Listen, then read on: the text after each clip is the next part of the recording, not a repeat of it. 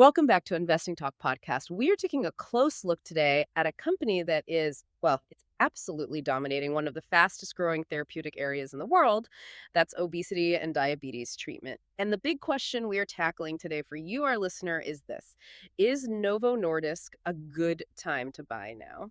Now, before we really get into the numbers, the tech, and the intense political risks swirling around this stock, just a quick reminder, please subscribe, like the show, and maybe leave a comment below. And hey, if there's a specific company or maybe a topic you want us to analyze next time, definitely drop that suggestion in the comments too. We really do use your feedback. Yeah, Novo Nordisk it's one of the most fascinating situations in the market right now, I think. You've got this incredible fundamental strength. I mean, the numbers are just monumental, but it's battling some serious market volatility, and that's driven almost entirely by things outside the company's direct control, mainly U.S. political risk. Our overall take is bullish. We're rating it a 9 out of 10. But, the whole idea rests on understanding how the market seems to have over-discounted that political risk.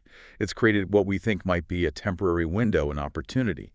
Yeah. We need to unpack both sides, the solid financial foundation and the headwinds causing all this recent, pretty extreme stock volatility. Okay, let's unpack this then. If we're starting with the foundation, got to look at the engine, right? The revenue. How strong are the financials right now for, well, the clear leader in the GLP-1 space? Oh, the financials are frankly industry-leading. Just looking at the Q2 2025 results, revenue grew 12% year over year. That's up to DKK 59.2 billion. And for listeners maybe not familiar, DKK is Danish krone. That translates roughly to just under 8.5 billion US dollars. So it really highlights the global scale here, and that growth. It's powerfully concentrated. It's almost entirely fueled by the huge uptake of their GLP-1 products, Ozempic and Wegovy specifically. Right. And is that growth hitting the bottom line, or are they just, burning through cash trying to scale up production to meet this crazy demand? That's the impressive part. They're managing the scaling incredibly well. Operating profit actually climbed faster than revenue. It was up 15% year over year. And this is really key, I think. It shows real margin resilience, real pricing power, even while they're investing heavily in manufacturing and, of course, R&D. Just look at the efficiency metrics. Their net profit margin, it's remarkably strong at 35.6%. I mean, in this industry, drug pricing, manufacturing costs, they could be huge drags. So hitting a net margin over a third, that signals almost unmatched market power and cost control. And their gross margin in the last quarter was 84.4%. It's really a picture of operational efficiency. Okay, so this kind of growth, these margins, it sounds sustainable, but what about the balance sheet? Is it solid? Is this growth self-funded, or are they piling on debt? No, it's what you'd call a self-sustaining financial structure, really a fortress balance sheet. They're actually in a net cash positive position. Their cash on hand is more than their total debt. Let's see, end of Q2 25, they had DKK 44.1 billion in cash and short-term investments. That easily covers the DKK 36.3 billion in total liabilities, and the debt-to-equity ratio, very manageable, just 0.52.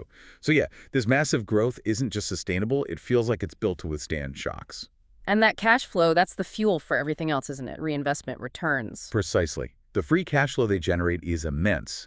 FCF for just the first half of 2025 was DKK 29.1 billion. And this cash engine, it fuels their share buybacks, supports consistent dividend growth, and crucially, it funds the massive R&D needed to stay ahead of competitors like Eli Lilly. Okay, the competitive moat. This is where it gets really interesting, right? Because Lilly is gaining ground.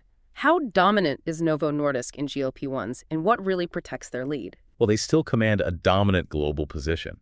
Over 30% market share in GLP-1 therapies worldwide. That's huge. And the moat isn't just patents. It's reinforced by, well, several things. First, their own innovations, injectables, longer-acting versions, and really importantly, the oral therapies. That's seen as the future for mass adoption. Right, pills. Exactly. Second, their current manufacturing scale. That's a massive barrier to entry for anyone else. Rivals can pour billions in, sure, but Novo Nordisk has years of lead time in actually producing the sheer quantity needed for global demand.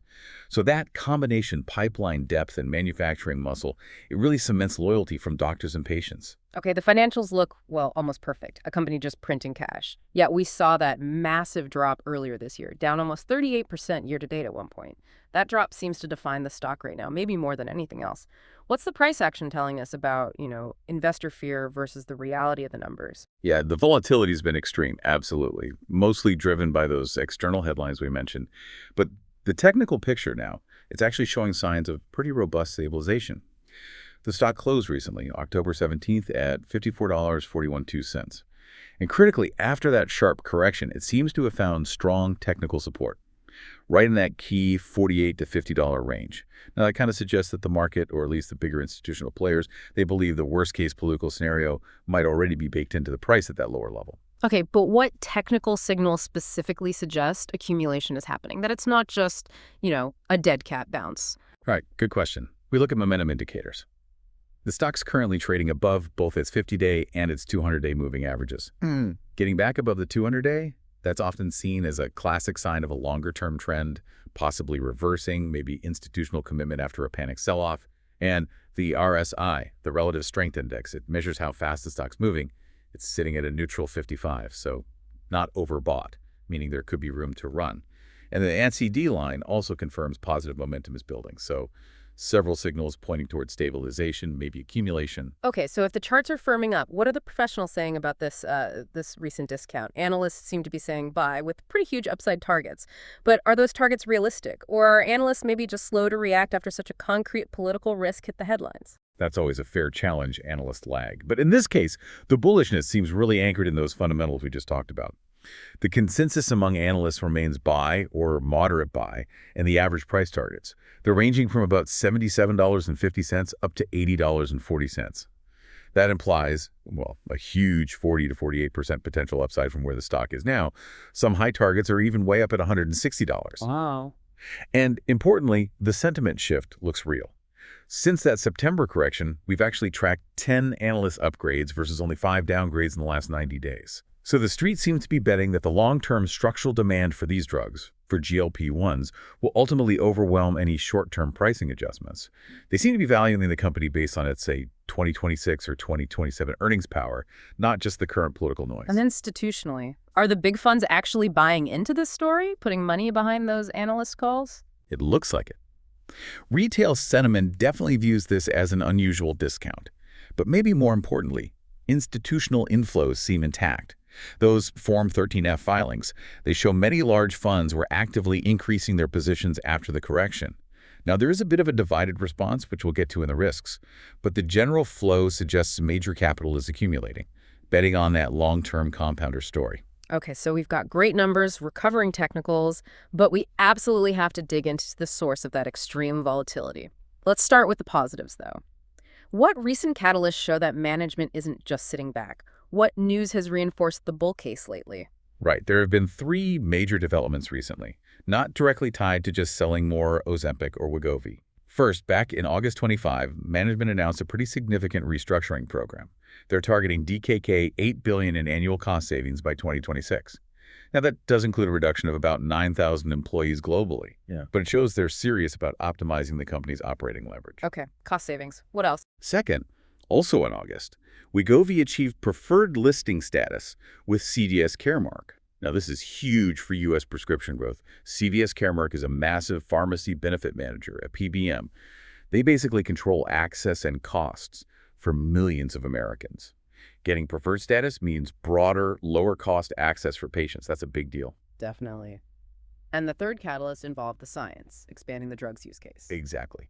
In September 25, we got some excellent real-world data from the RECH study.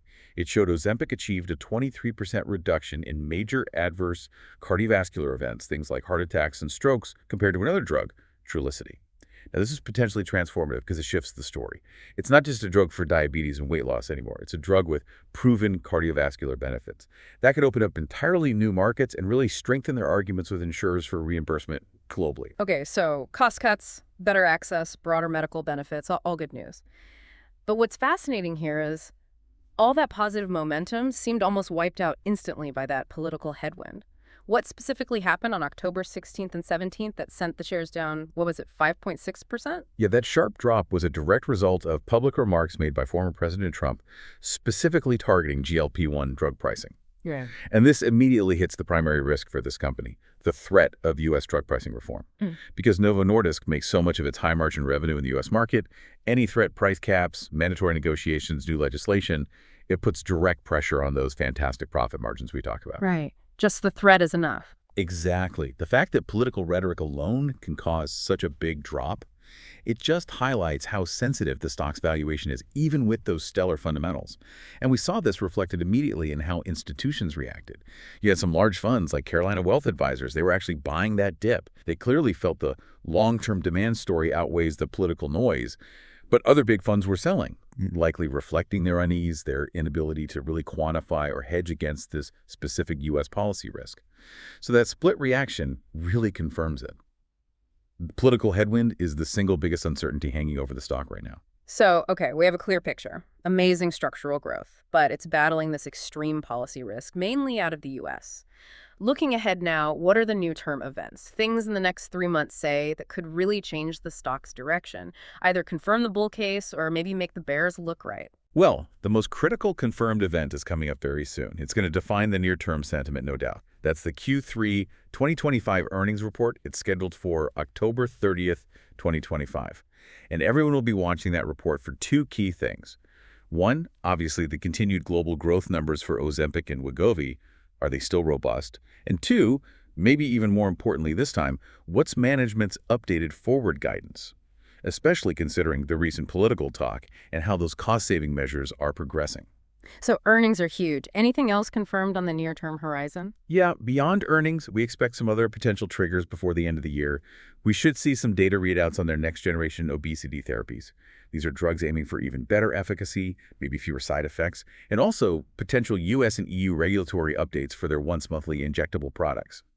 Less frequent dosing would be a massive competitive advantage, huge for patient convenience. Okay, that covers the knowns. But what about the whispers? The speculative stuff, the rumors that, if they actually happen, could send the stock sharply higher almost overnight. Right, the market chatter is definitely humming right now. One persistent rumor involves the potential for an FDA fast-track approval for their oral semaglutide, but specifically for the obesity indication, maybe even by year-end. If that happened, wow, that would revolutionize access. An oral pill is just so much easier for doctors and patients than injectables. It would give them a massive first-mover advantage in that format. A pill for obesity. Yeah. That would be huge.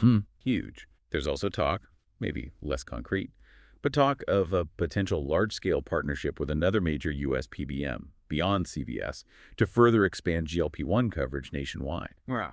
And finally, there's market chatter, suggesting management might be considering strategic M&A. Acquisitions to diversify beyond just GLP-1s and maybe lessen that dependence on U.S. pricing. They might look at expanding into related high-growth areas like NASH, that's the fatty liver disease, non-alcoholic steatohepatitis, or maybe broader cardiovascular therapies where they're already showing benefits. Their balance sheet is certainly strong enough to make a significant move. Interesting. Diversification makes sense. And longer term, look, the drivers are almost undeniable, right? You've got the continued structural tailwinds from rising global obesity rates. That's not slowing down. And management's clear focus on expanding into new countries and pushing those cardiovascular indications we talked about, really leaning into 2026 with that broader profile. Okay, so let's try and bring this all together. So what does this all mean? Yeah, our final investment thesis, it leans heavily bullish. We're sticking with that 9 out of 10 rating. Look, this company is a rare kind of compounder. It offers that combination of structural revenue growth that's just outpacing almost everyone, dominant global market share, and incredibly robust free cash flow generation. The key thing today, though, is that the recent correction, the one triggered mainly by that non-financial political fear, it seems to have priced in a lot of potential bad news already. And that might have created a rare discount compared to its sort of intrinsic value and its likely long-term path. So it sounds like the stock is compelling maybe on two levels. Short-term trading, maybe playing those catalysts like Q3 results, new data, regulatory news, and also for long-term investment, capturing those amazing compounder economics driven by health trends that, frankly, show no signs of reversing. That's exactly how we see it. It potentially works for both approaches right now. All right, so we want to leave you, our listener, with one final provocative thought to chew on. Given how extremely volatile the stock was after just a couple of days of political comments, it suggests the price drop already reflects investors' maximum fear about policy risk.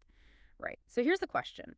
If the policy changes that eventually happen in the U.S. turn out to be less severe than what the market seems to be fearing right now, or alternatively, if the company successfully delivers on even one of those big potential upside catalysts like that rumored fast track for the oral obesity pill, has the market right now significantly undervalued the true long-term growth path of this dominant player? The answer to that question really defines the opportunity here. Thanks for tuning in to Investing Talk Podcast.